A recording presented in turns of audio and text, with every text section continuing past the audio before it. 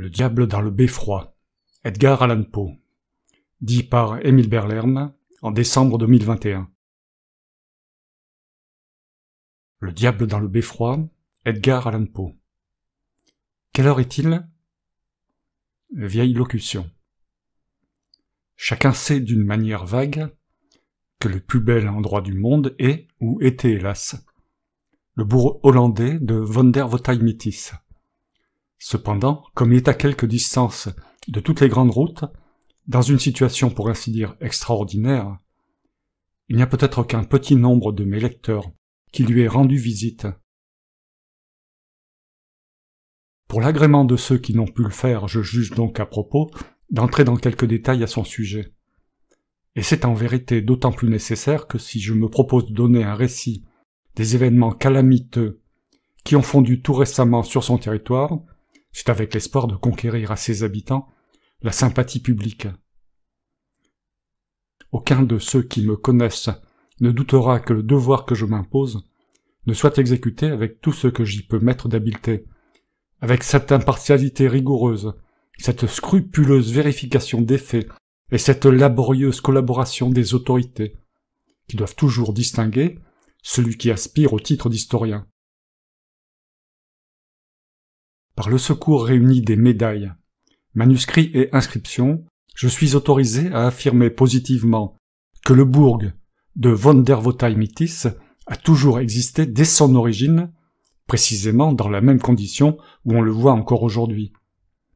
Mais quant à la date de cette origine, il m'est pénible de n'en pouvoir parler qu'avec cette précision indéfinie dont les mathématiciens sont quelquefois obligés de s'accommoder dans certaines formules algébriques. La date, il m'est permis de m'exprimer ainsi eu égard à sa prodigieuse antiquité, ne peut pas être moindre qu'une quantité déterminable quelconque.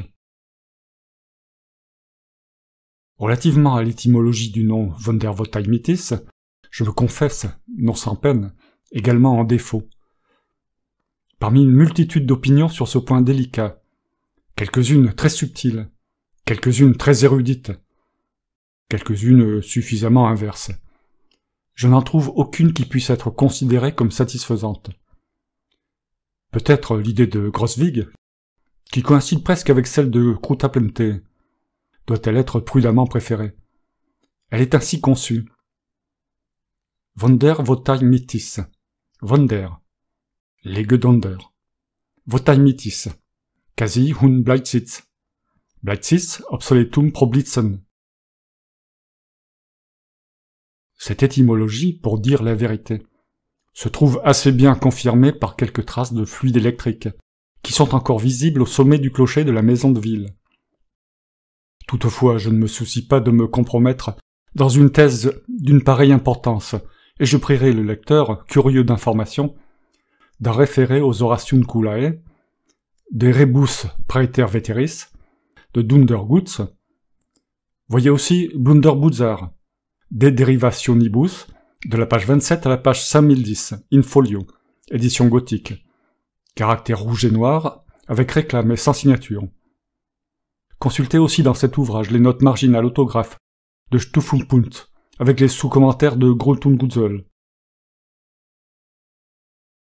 Malgré l'obscurité qui enveloppe ainsi la date de la fondation de Vondervotteimittis, et l'étymologie de son nom, on ne peut douter, comme je l'ai déjà dit, qu'il n'ait toujours existé tel que nous le voyons présentement. L'homme le plus vieux du bourg ne se rappelle pas la plus légère différence dans l'aspect d'une partie quelconque de sa patrie, et en vérité la simple suggestion d'une telle possibilité y serait considérée comme une insulte.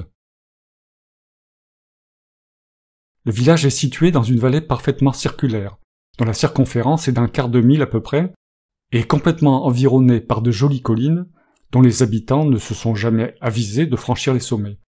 Ils donnent d'ailleurs une excellente raison de leur conduite, c'est qu'ils ne croient pas qu'il y ait quoi que ce soit de l'autre côté. Autour de la lisière de la vallée, qui est tout à fait unie et pavée dans toute son étendue de tuiles plates, s'étend un rang continu de 60 petites maisons.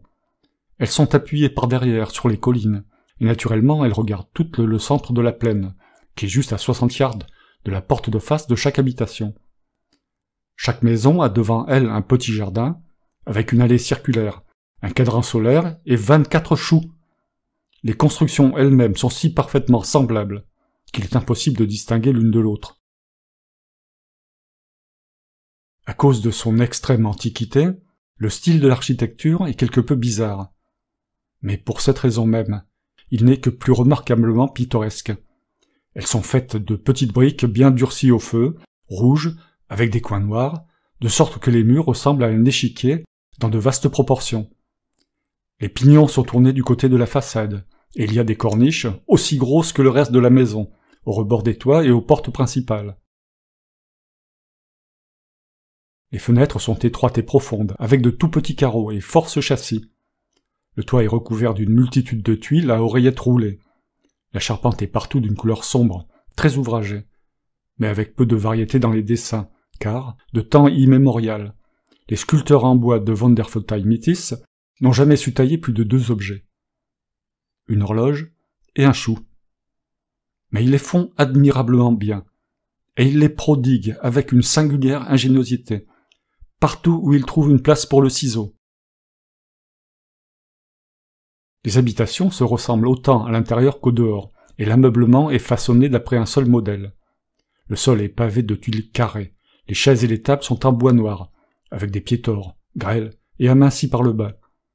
Les cheminées sont larges et hautes, et non pas seulement des horloges et des choux sculptés sur la face de leur chambranle, mais elles supportent au milieu de la tablette une véritable horloge, qui fait un prodigieux tic-tac, avec 2 pots à fleurs contenant chacun un chou, qui se tient ainsi à chaque bout en manière de chasseur ou de piqueur. Entre chaque chou et l'horloge, il y a encore un petit magot chinois à grosse panse, avec un grand trou au milieu, à travers lequel apparaît le cadran d'une montre. Les foyers sont vastes et profonds, avec des chenets farouches et contournés. Il y a constamment un grand feu et une énorme marmite dessus, pleine de choucroute et de porc, que la bonne femme de la maison surveille incessamment. C'est une grosse et vieille petite dame, aux yeux bleus et à la face rouge, qui porte un immense bonnet, semblable à un pain de sucre, agrémenté de rubans de couleur pourpre et jaune. Sa robe est de tiretaine orangée, très ample par derrière et très courte de taille, et fort courte en vérité sous d'autres rapports, car elle ne descend pas à mi-jambe. Ses jambes sont quelque peu épaisses, ainsi que les chevilles, mais elles sont revêtues d'une belle paire de bas verts. Ses souliers, de cuir rose, sont attachés par un nœud de ruban jaune épanoui et fripé en forme de chou. Dans sa main gauche, elle tient une lourde petite montre hollandaise. De la droite, elle manie une grande cuiller pour la choucroute et le porc. À côté d'elle se tient un gros chat moucheté, qui porte à sa queue une montre joujou, en cuivre doré, à répétition, que les garçons lui ont ainsi attaché en manière de farce. Quant aux garçons eux-mêmes, ils sont tous 3 dans le jardin, et veillent aux cochons. Ils ont chacun 2 pieds de haut. Ils portent des chapeaux à 3 cornes, des gilets pourpres qui leur tombent presque sur les cuisses, des culottes en peau de daim, des bas rouges drapés, de lourds souliers avec de grosses boucles d'argent, et de longues vestes avec de larges boutons de nacre. Chacun porte aussi une pipe à la bouche, et une petite montre ventrue dans la main droite, une bouffée de fumée, un coup d'œil à la montre, un coup d'œil à la montre, une bouffée de fumée. Ils vont ainsi. Le cochon qui est corpulent et fainéant s'occupe tantôt à glaner les feuilles épaves qui sont tombées des choux, tantôt à ruer contre la montre dorée que ces petits polissons ont aussitôt attachée à la queue de ce personnage, dans le but de le faire aussi beau que le chat. Juste devant la porte d'entrée, dans un fauteuil à grand dossier, à fond de cuir, aux pieds tors et grêles, comme ceux des tables, est installé le vieux propriétaire de la maison lui-même. C'est un vieux petit monsieur excessivement bouffi, avec de gros yeux ronds et un vaste menton double. Sa tenue ressemble à celle des petits garçons, et je n'ai pas besoin d'en dire davantage. Toute la différence est que sa pipe est quelque peu plus grosse que les leurs, et qu'il peut faire plus de fumée. Comme eux, il a une montre, mais il porte sa montre dans sa poche. Pour dire la vérité, il a quelque chose de plus important à faire qu'une montre à surveiller. Et ce que c'est, je vais l'expliquer. Il est assis, la jambe droite sur le genou gauche, la physionomie grave, et tient toujours au moins un de ses yeux résolument braqués sur un certain objet fort intéressant au centre de la plaine. Cet objet est situé dans le clocher de la maison de ville. Les membres du conseil sont tous hommes très petits, très ronds, très adipeux, très intelligents, avec des yeux gros comme des saucières et de vastes mentons doubles. Et ils ont des habits beaucoup plus longs et des boucles de souliers beaucoup plus grosses que les vulgaires habitants de Vondervotteimittis. Depuis que j'habite le bourg, ils ont tenu plusieurs séances extraordinaires et ont adopté ces 3 importantes décisions. 1. C'est un crime de changer le bon vieux train des choses. 2. Il n'existe rien de tolérable en dehors de Vondervotteimittis. 3. Nous jurons fidélité éternelle à nos horloges et à nos choux. Au-dessus de la chambre des séances est le clocher, et dans le clocher où Beffroi est et a été, de temps immémorial, l'orgueil et la merveille du village. La grande horloge du bourg de Vondervotteimittis. Et c'est là l'objet vers lequel sont tournés les yeux des vieux messieurs qui sont assis dans les fauteuils à fond de cuir. La grande horloge a 7 cadrans, un sur chacun des 7 pans du clocher, de sorte qu'on peut l'apercevoir aisément de tous les quartiers. Les cadrans sont vastes et blancs, les aiguilles lourdes et noires. Au beffroi est attaché un homme, dont l'unique fonction est d'en avoir soin. Mais cette fonction est la plus parfaite des sinécures, car, de mémoire d'homme, l'horloge de Vondervotteimittis n'avait jamais réclamé son secours. Jusqu'à ces derniers jours, la simple supposition d'une pareille chose était considérée comme une hérésie. Depuis l'époque la plus ancienne dont fassent mention les archives, les heures avaient été régulièrement sonnées par la grosse cloche. Et en vérité, il en était de même pour toutes les autres horloges et montres du bourg. Jamais il n'y eut pareil endroit pour bien marquer l'heure. Et en mesure. Quand le gros battant jugeait le moment venu de dire « Midi !», tous les obéissants serviteurs ouvraient simultanément leur gosier et répondaient comme un même écho. Bref, les bons bourgeois raffolaient de leur choucroute. Mais ils étaient fiers de leurs horloges. Tous les gens qui tiennent des sinécures sont tenus en plus ou moins grande vénération, et comme l'homme du beffroi de Vondervotteimittis a la plus parfaite des sinécures, il est le plus parfaitement respecté de tous les mortels. Il est le principal dignitaire du bourg, et les cochons eux-mêmes le considèrent avec un sentiment de révérence. La queue de son habit est beaucoup plus longue, sa pipe, ses boucles de souliers, ses yeux et son estomac sont beaucoup plus gros que ceux d'aucun autre vieux monsieur du village.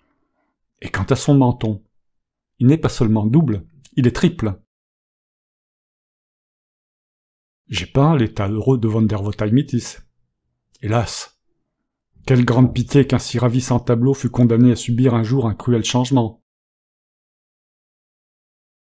C'est depuis bien longtemps un dicton accrédité parmi les plus sages habitants que rien de bon ne peut venir d'au-delà des collines. Et vraiment, il faut croire que ces mots contenaient en eux quelque chose de prophétique. Il était 12:05 avant-hier, quand apparut un objet d'un aspect bizarre au sommet de la crête, du côté de l'est. Un tel événement devait attirer l'attention universelle, et chaque vieux petit monsieur assis dans son fauteuil à fond de cuir tourna l'un de ses yeux, avec l'ébahissement de l'effroi, sur le phénomène, gardant toujours l'autre œil fixé sur l'horloge du clocher. Il était 12:03, quand on s'aperçut que le singulier objet en question était un jeune homme tout petit, et qui avait l'air étranger. Il descendait la colline avec une très grande rapidité, de sorte que chacun put bientôt le voir tout à son aise. C'était bien le plus précieux petit personnage qui se fût jamais fait voir dans Vondervotteimittis. Il avait la face d'un noir de tabac, un long nez crochu, des yeux comme des pois, une grande bouche et une magnifique rangée de dents qu'il semblait jaloux de montrer en ricanant d'une oreille à l'autre. Ajoutez à cela des favoris et des moustaches. Il n'y avait, je crois, plus rien à voir de sa figure. Il avait la tête nue, et sa chevelure avait été soigneusement arrangée avec des papillotes. Sa toilette se composait d'un habit noir, collant, terminé en queue d'hirondelle, laissant pendiller par l'une de ses poches un long bout de mouchoir blanc. de culottes de casimir noir, de bas noirs et d'escarpins qui ressemblaient à des moitiés de souliers, avec d'énormes bouffettes de ruban de satin noir pour cordon. Sous l'un de ses bras, il portait un vaste claque, et sous l'autre, un violon presque 5 fois gros comme lui. Dans sa main gauche était une tabatière en or, où il puisait incessamment du tabac de l'air le plus glorieux du monde, pendant qu'il cabriolait en descendant la colline, et décidait toutes sortes de pas fantastiques. Bonté divine! C'était là un spectacle pour les honnêtes bourgeois de Vondervotteimittis. Pour parler nettement, le gredin avait, en dépit de son ricanement, un audacieux et sinistre caractère dans la physionomie. Et pendant qu'il galopait tout droit vers le village, l'aspect bizarrement tronqué de ses escarpins suffit pour éveiller maint soupçon. Et plus d'un bourgeois qui le contemplât ce jour-là aurait donné quelque chose pour jeter un coup d'œil sous le mouchoir de batiste blanche qui pendait d'une façon si irritante de la poche de son habit à queue d'hirondelle. Mais ce qui occasionna principalement une juste indignation fut que ce misérable freluquet, tout en brodant tantôt un fandango, tantôt une pirouette, n'était nullement réglé dans sa danse, et ne possédait pas la plus vague notion de ce qu'on appelle aller en mesure. Cependant, le bon peuple du bourg n'avait pas encore eu le temps d'ouvrir ses yeux tout grands, quand juste une demi-minute avant midi, le gueux s'élança, comme je vous le dis, droit au milieu de ces braves gens, fit ici un chassé, là un balancé, puis, après une pirouette et un pas de zéphyr, partit comme un pigeon vol vers le beffroi de la maison de ville, où le gardien de l'horloge, stupéfait, fumait dans une attitude de dignité et d'effroi. Mais le petit garnement l'empoigna tout d'abord par le nez, le lui secoua et le lui tira, lui flanqua son gros claque sur la tête, le lui enfonça par-dessus les yeux et la bouche. Puis, levant son gros violon, le battit avec, si longtemps et si vigoureusement que, vu que le gardien était si ballonné et le violon si vaste et si creux, vous auriez juré que tout un régiment de grosses caisses battait le rentemplant du diable dans le beffroi de clocher de Vondervotteimittis. On ne sait pas à quel acte désespéré de vengeance cette attaque révoltante aurait pu pousser les habitants. N'était ce fait très important qu'il manquait une demi-seconde pour qu'il fût midi. La cloche allait sonner, et c'était une affaire d'absolue et supérieure nécessité que chacun eût l'œil à sa montre. Il était évident toutefois que, juste en ce moment, le gaillard fourré dans le clocher en avait à la cloche, et se mêlait de ceux qui ne le regardaient pas. Mais comme elle commençait à sonner, personne n'avait le temps de surveiller les manœuvres du traître, car chacun était tout oreille pour compter les coups. « 1 » dit la cloche. « Hein » répliqua chaque vieux petit monsieur de Vondervotteimittis, dans chaque fauteuil à fond de cuir. « Hein » dit sa montre. « Hein » dit la montre de sa femme. Et « Hein » dirent les montres des garçons et les petits joujoux dorés pendus aux queues du chat et du cochon. « 2 » continua la grosse cloche, et « Tous » répétèrent tous les échos mécaniques. « 3, 4, 5, 6, 7, 8, 9, 10 » dit la cloche. « Droas, gadre, zing, zis, zed, vite, nef, tis » répondirent les autres. « 11 » dit la grosse. « 11 » approuva tout le petit personnel de l'horlogerie inférieure. « 12 » dit la cloche. « Tous » répondirent-ils, tous, parfaitement édifiés, et laissant tomber leur voix en cadence. « Et il être mititonque » dirent tous les vieux petits messieurs, rempochant leurs montres. Mais la grosse cloche n'avait pas encore fini avec eux. « 13 » dit-elle. « Tartefle » annihilèrent tous les vieux petits messieurs, devenant pâles et laissant tomber leurs pipes et leurs bouches et leurs jambes droites de dessus leurs genoux gauche. « Tartefle » gémirent-ils. « Dresse, dresse ! Mein Gott, il être drester !» Dois-je essayer de décrire la terrible scène qui s'ensuivit? Tout Vondervotteimittis éclata d'un seul coup en un lamentable tumulte.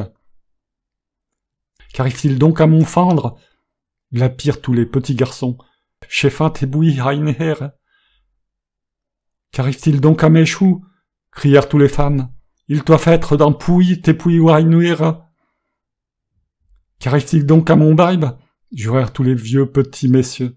Donner Egler. Il doit être Edin depuis Heiner. Et ils rebourrèrent leurs pipes en grande rage, et s'enfonçant dans leurs fauteuils, ils soufflèrent si vite et si férocement que toute la vallée fut immédiatement encombrée d'un impénétrable nuage. Cependant, les choux tournaient tous rouge pourpre, et il semblait que le vieux diable lui-même eût pris possession de tout ce qui avait forme d'horloge. Les pendules sculptées sur les meubles se prenaient à danser comme si elles étaient ensorcelées, pendant que celles qui étaient sur les cheminées pouvaient à peine se contenir dans leur fureur, et s'acharnaient dans une si opiniâtre sonnerie de « Dresse, dresse, dresse !» et dans un tel trémoussement et remuement de leurs balanciers, que c'était réellement épouvantable à voir. Mais, pire que tout, les chats et les cochons ne pouvaient plus endurer l'inconduite des petites montres à répétition attachées à leur queue, et ils le faisaient bien voir en détalant tous vers la place, égratignant et farfouillant, criant et hurlant, affreux sabbat de miaulements et de grognements. Et s'élançant à la figure des gens et se fourrant sous les cotillons, et créant le plus épouvantable charivari et la plus hideuse confusion qu'il soit possible à une personne raisonnable d'imaginer. Et le misérable petit vaurien installé dans le clocher faisait évidemment tout son possible pour rendre les choses encore plus navrantes. On a pu de temps à autre apercevoir le scélérat à travers la fumée. Il était toujours là, dans le beffroi, assis sur l'homme du beffroi, qui gisait à plat sur le dos. Dans ses dents, l'infâme tenait la corde de la cloche, qu'il secouait incessamment, de droite et de gauche, avec sa tête, faisant un tel vacarme que mes oreilles en tintent encore, rien que d'y penser. Sur ses genoux reposait l'énorme violon qu'il raclait, sans accord ni mesure, avec les deux mains, faisant affreusement semblant, l'infâme paillasse, de jouer l'air de Judy O'Flanagan et Paddy O'Rafferty. Les affaires étant dans ce misérable état, de dégoût je quittai la place. Et maintenant je fais un appel à tous les amants de l'heure exacte et de la fine choucroute.